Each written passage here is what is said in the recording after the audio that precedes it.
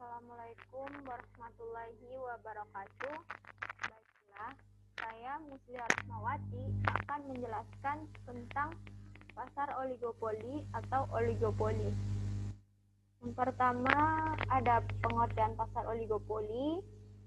Selanjutnya ada contoh pasar oligopoli, ada ciri-ciri pasar oligopoli, ada model oligopoli, ada jenis pasar oligopoli,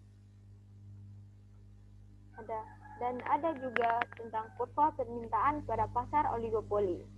Baiklah, saya akan menjelaskan satu persatu, yaitu yang pertama adalah pengertian dari pasar oligopoli. Oligopoli berasal dari kata olio dan poli, di mana kata olio yang berarti beberapa dan kata poli yang berarti penjual.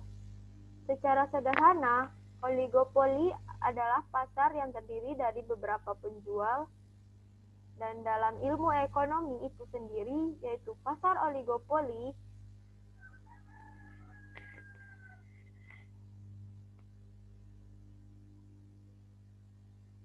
didefinisikan sebagai suatu bentuk pasar yang terdiri dari beberapa produsen atau penjual yang menguasai penawaran. Penguasaan penawaran dalam pasar oligopoli dapat dilakukan secara independen atau sendiri-sendiri.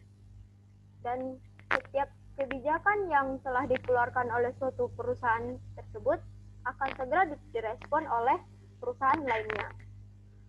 Di mana terdapat gambar yaitu oligopoli, yaitu a market demand by a few sellers and the half more buyers.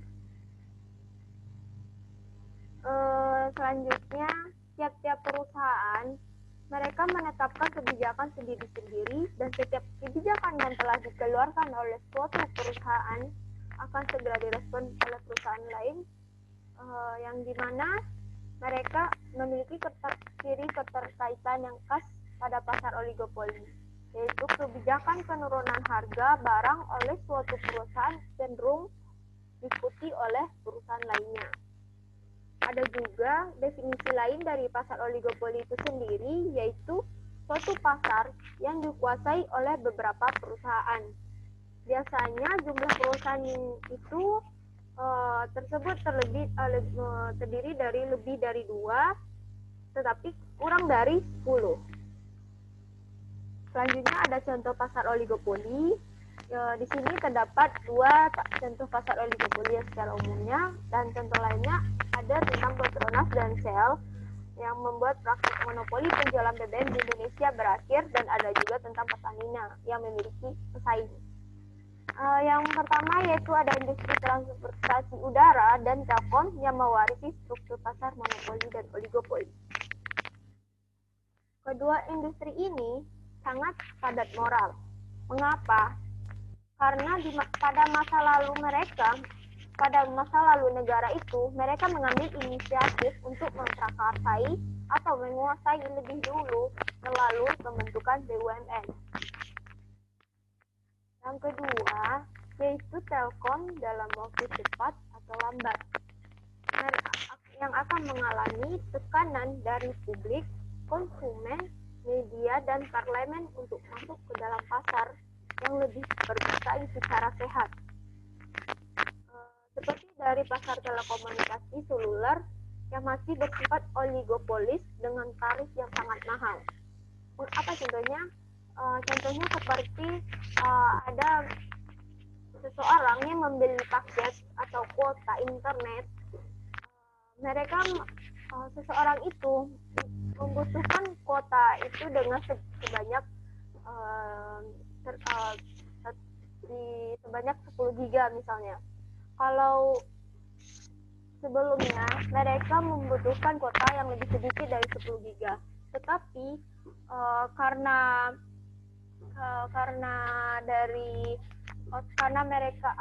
seseorang itu membutuhkan paket yang lebih banyak atau membutuhkan kuota internet yang lebih banyak karena untuk mencari tugas,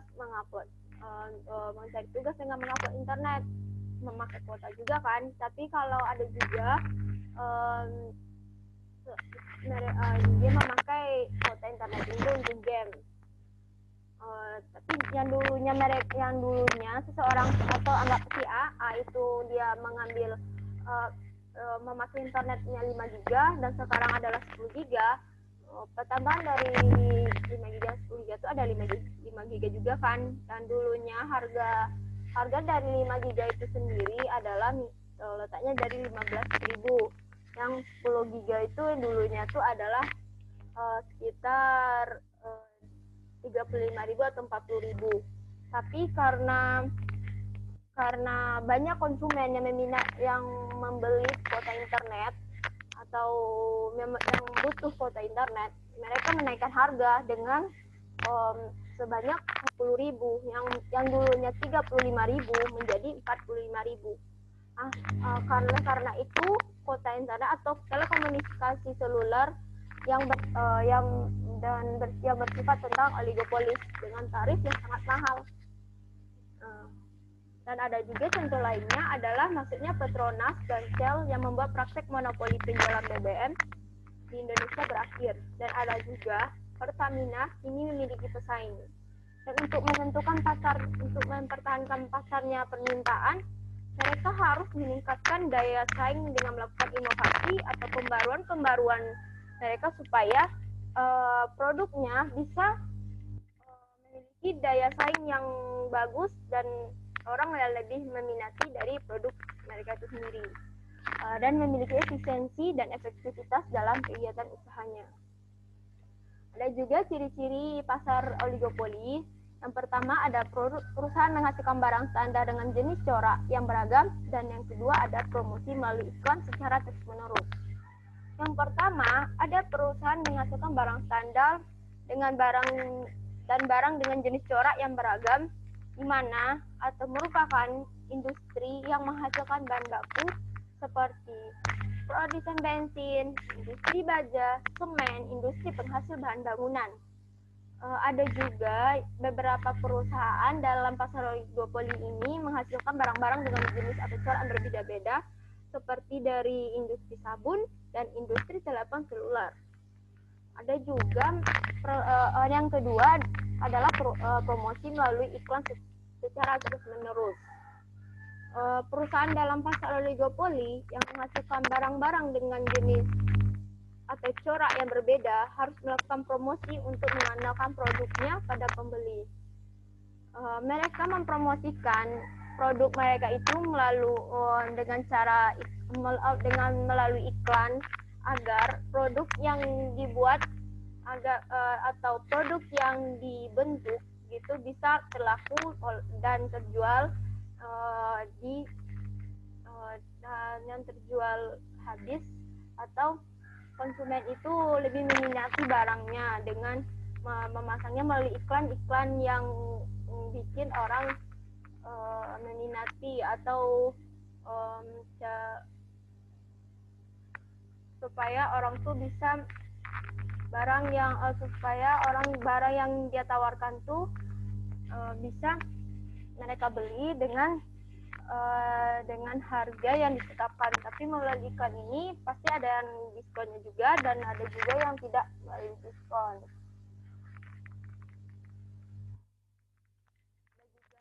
Yang ketiga adalah hanya terdapat sedikit penjual, biasanya terdiri dari 3 sampai dengan 10 yang menjual produk substitusi.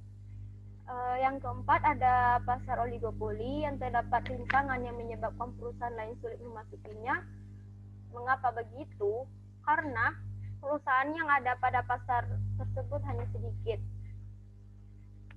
Yang kelima yaitu ada keputusan harga yang diambil oleh suatu perusahaan harus dipertimbangkan oleh perusahaan lain.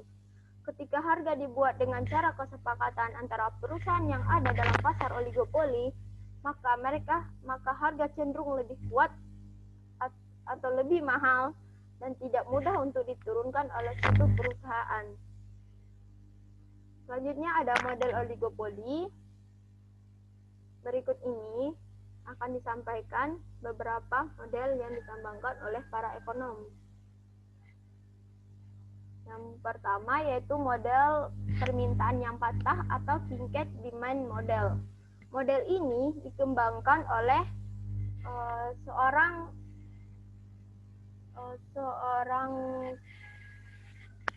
ahli yang bernama P.M. Sweezy yang beranggapan bahwa kalau ada produsen dalam pasar oligopoli yang berusaha menaikkan harga, maka ia akan kehilangan langganan atau konsumen itu sendiri karena tak ada produsen lain yang bersedia menaikkan harga. Namun sebaliknya, jika produsen dalam pasar oligopoli tidak dapat memperluas pasar dengan menurunkan harga sebab para pesaing akan menurunkan harga dengan tingkat yang lebih rendah lagi, mengakibatkan terjadinya adalah perang harga. Yang kedua yaitu ada model Carnot atau Carnot model. Model Carnot juga disebut juga dengan duopoli yang dikembangkan oleh Augustin Carnot, seorang ahli ekonomi yang berkebangsaan Prancis pada tahun 1838. Asumsinya apa? Yaitu asumsi utama dari model yang dikembangkan oleh Augustin ini yaitu bahwa jika perusahaan telah menentukan tingkat produksinya, akan perusahaan tersebut tidak akan mengubahnya, maka dasar asumsi inilah perusahaan pesaingnya akan menentukan tingkat produksinya. Dalam pasar duopoli, hanya terdapat dua perusahaan yang menjual produk yang homogen dengan terdapat satu harga pasar. Harga pasar yang ditentukan oleh keseimbangan antara jumlah output yang dihasilkan oleh dua perusahaan dengan permintaan pasar, maka inilah yang disebut dengan model Carnot atau Carnot model. Selanjutnya ada juga model Stackelberg atau Stackelberg model. Dalam model Stackelberg ini, mereka diasumsikan bahwa harga pasar terdapat dua perusahaan yang mana mereka satu bertindak sebagai pemimpin atau leader firm dan satu perusahaan berlaku sebagai pengikut atau follower. Perusahaan yang bertindak sebagai pemimpin mempunyai kewenangan atau mempunyai tanggung jawab untuk menentukan jumlah output yang dihasilkan untuk memperoleh keuntungan maksimum. Dan selanjutnya ada juga yang keempat adalah model perusahaan dominan atau the dominant firm model. Model perusahaan dominan ini adalah pengembangan lebih lanjut dari model Stackelberg. Dalam model ini terdapat perusahaan dominan yang bertindak selaku pemimpin dasar suatu perusahaan lain yang sebagai pengikut.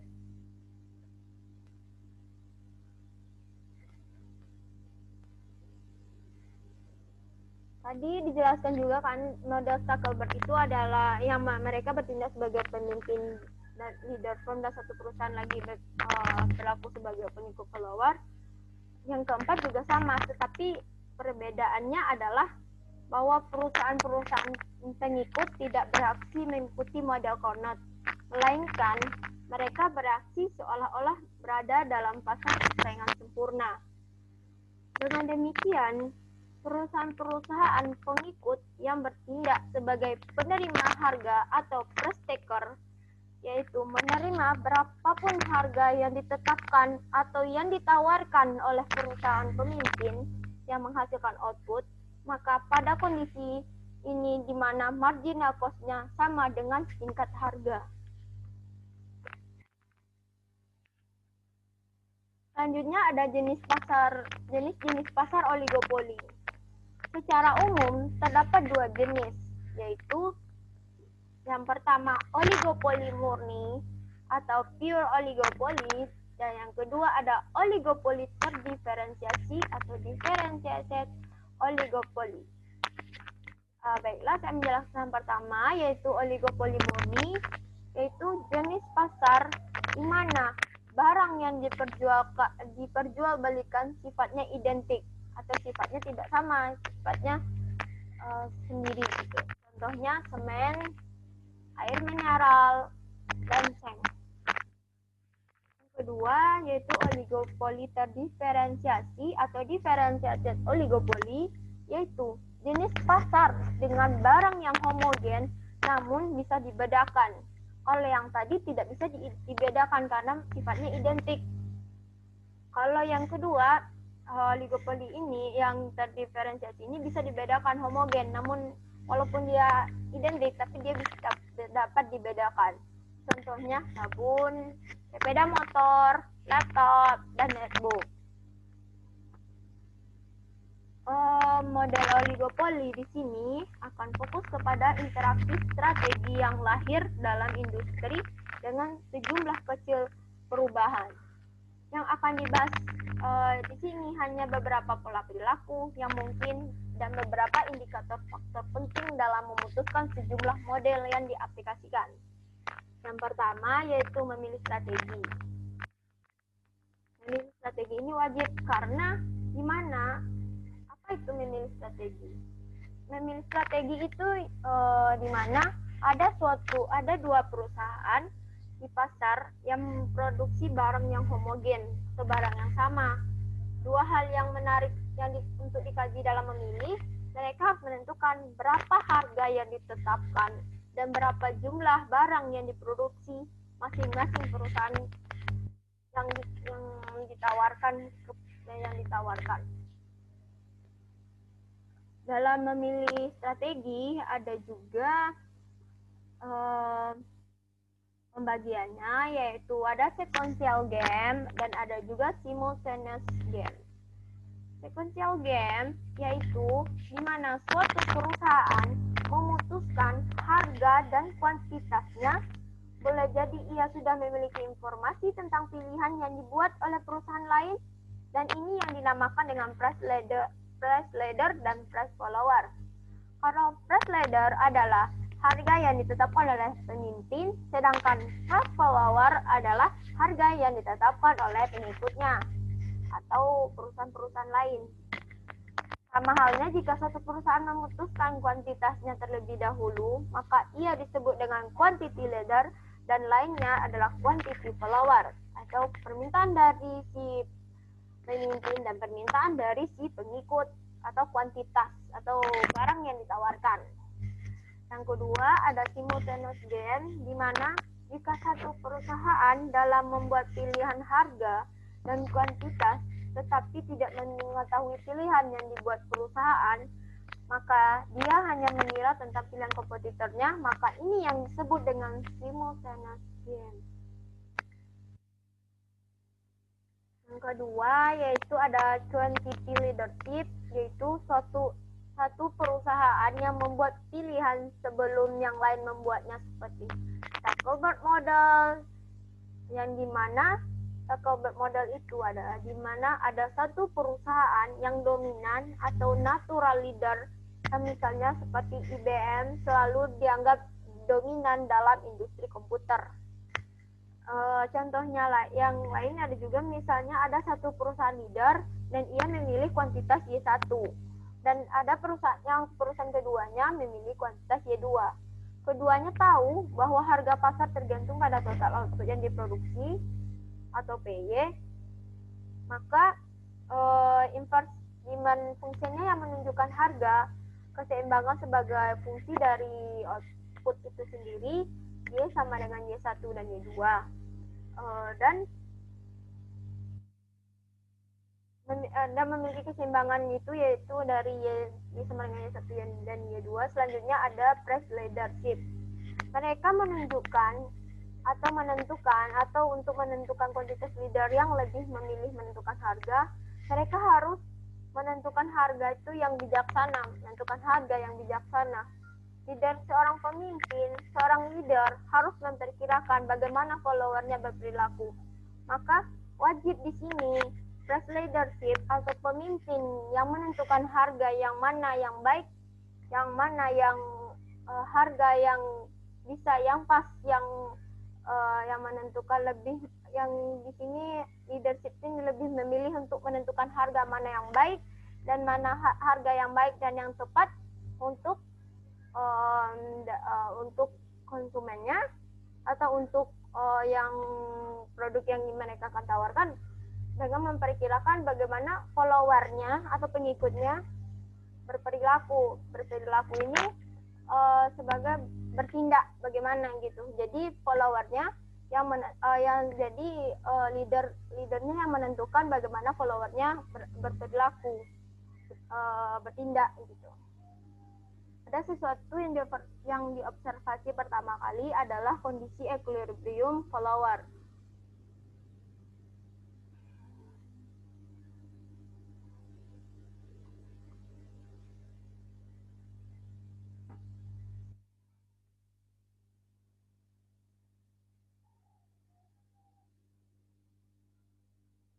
Yaitu selanjutnya ada juga tadi sebelumnya kan ada sebutkan adalah memilih strategi, quantity leadership, slash leadership, dan yang lanjutannya setelah tiga itu diambilkan ada juga penjelasannya, yaitu sesuatu yang diobservasi pertama kali adalah kondisi equilibrium follower atau keseimbangan dari si pengikutnya atau perusahaan-perusahaan lain itu disebut dengan pengikut akan menetapkan harga yang sama dengan leader atau akan menetapkan harga yang sama dengan pemimpin.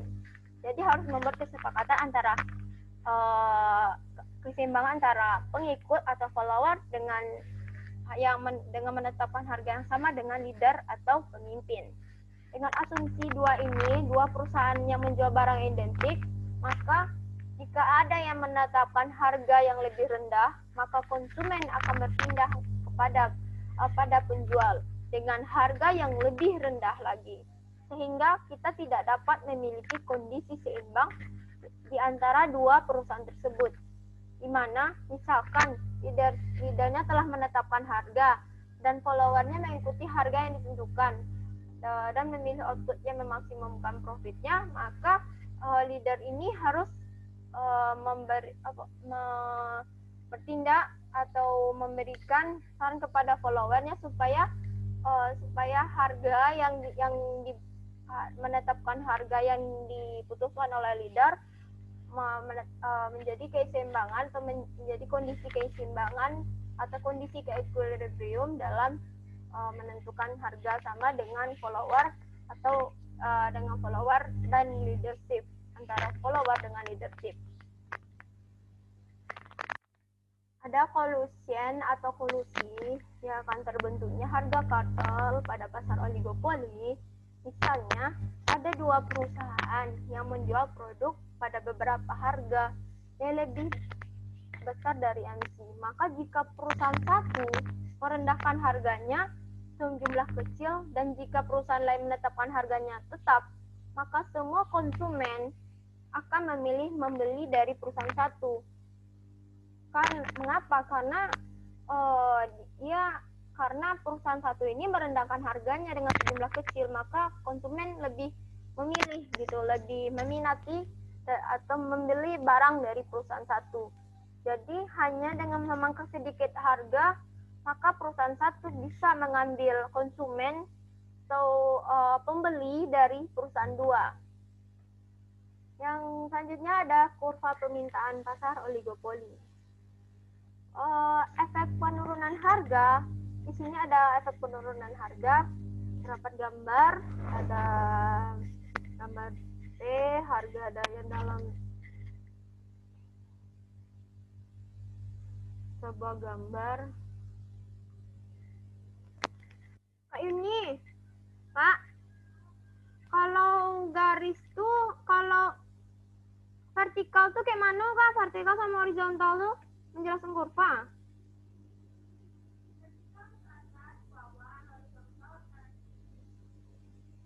Lurus tuh apa? Vertikal tuh tagak tuh kan? Oh, yang horizontal tuh kayak datar tuh kan? Oh, itu yang vertikal. Itu yang vertikal. Oh, yang horizontal. Oh, deh. Yang jalan horizontal.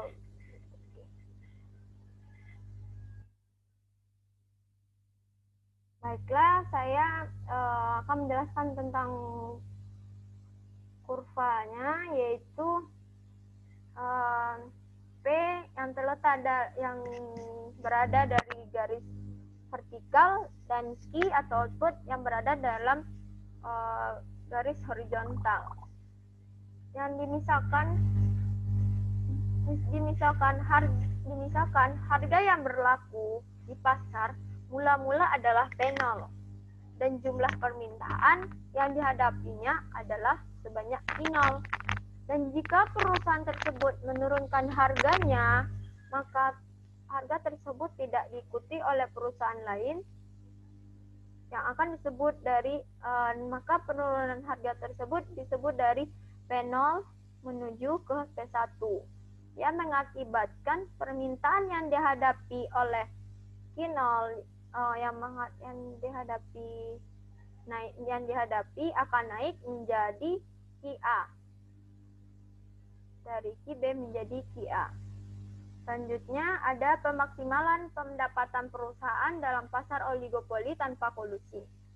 Nah, di sini terdapat dari gambar yang garis vertikalnya adalah P dan garis horizontalnya adalah I yang berada di garis horizontal. Dalam gambar tersebut, ini jika biaya marginalnya atau marginal cost-nya mula-mula dihadapi seorang produsen oligopoli adalah MC 0 dan maka agar diperoleh keuntungan maksimum atau keuntungan yang tinggi, perusahaan harus beroperasi pada tingkat output di mana MC-nya 0 sama dengan atau marginal cost-nya 0 sama dengan marginal revenue. Dalam kondisi yang demikian, jumlah output yang harus diproduksi adalah I dan harga yang dengan harga yang dijual adalah P. Harga adalah P. Selanjutnya adalah sumber atau daftar pustakanya, atau sumber yang materinya saya cari. Sekian dari penjelasan tentang pasar oligopoli. Kalau ada kata atau kalimat saya yang salah, saya mohon maaf. Saya ucapkan terima kasih. Assalamualaikum warahmatullahi wabarakatuh.